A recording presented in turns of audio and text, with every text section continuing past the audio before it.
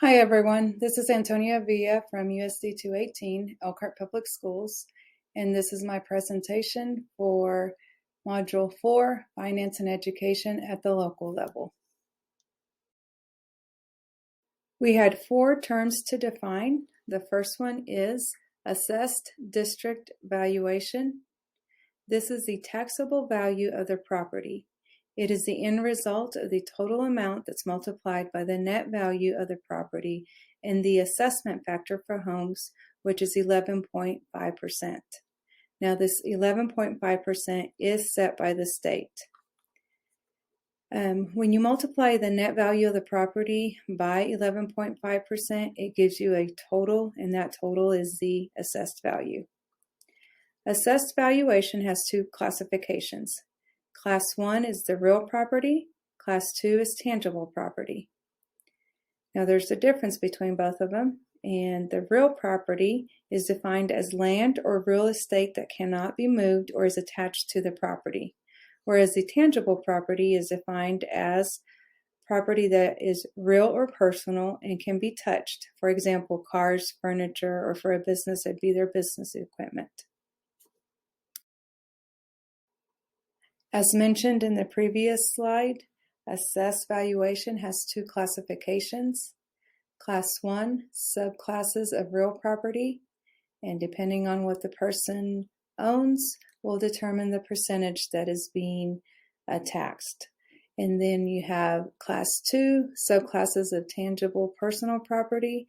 Again, there is a different percentage charged depending on what the person owns.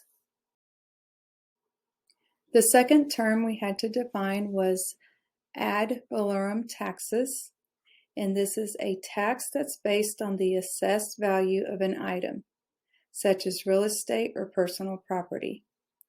The most common ad valorem taxes are property taxes levied on real estate.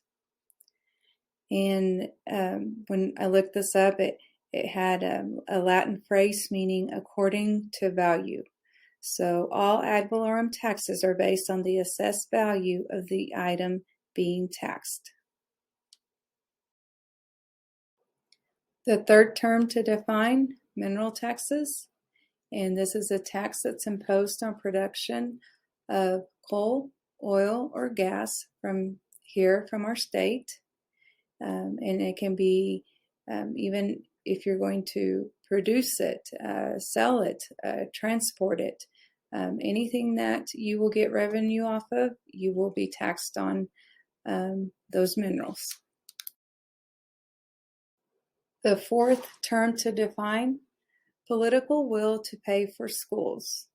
I visited with our superintendent, Mr. Rex Richardson, and we both looked all this information up as far as political will to pay for schools, and we found that it's having a common understanding on how to support an effective education policy solution. And his best words were, it's when the government works together for the best interest of education.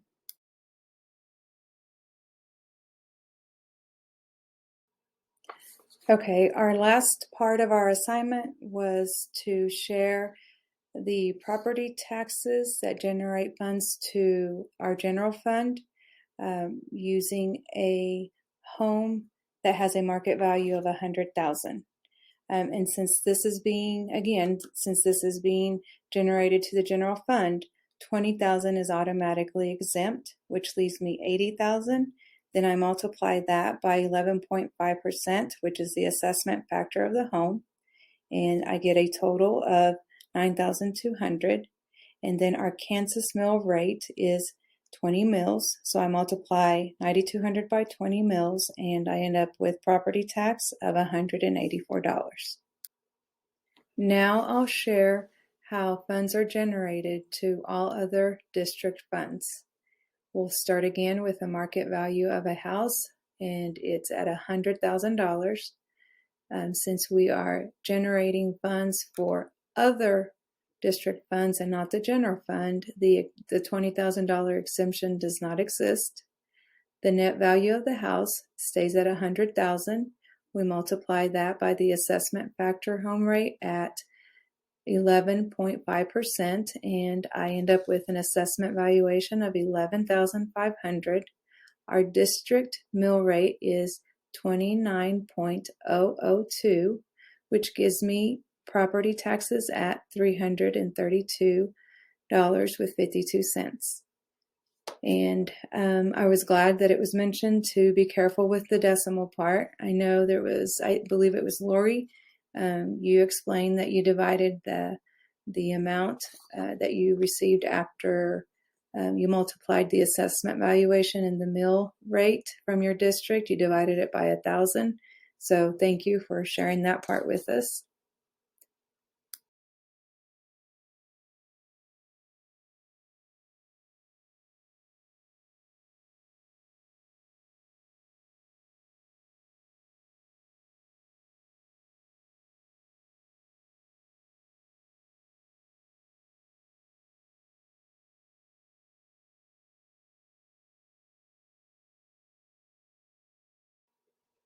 The last thing I would like to share is that our board clerk did share with me that we receive our payments from the treasurer's office in 5 different months: January, March, June, October, and in September. I really did appreciate our superintendent, Mr. Richardson, sitting down with me and honestly showing me the budget software that he uses to help him keep track of our district budget. It was Excel sheet after Excel sheet, and they had a lot of tabs at the bottom, but he's fortunate enough to have that in our district, and he uses it. And he also shared with me that he also calls an expert at KSDE to go over his numbers with him. So he did advise me to keep that in mind. Thank you for listening. And boy, this one was a huge learning experience with the new platform we had to use. But at least now we have something under our belt. Thank you guys. Have a good evening.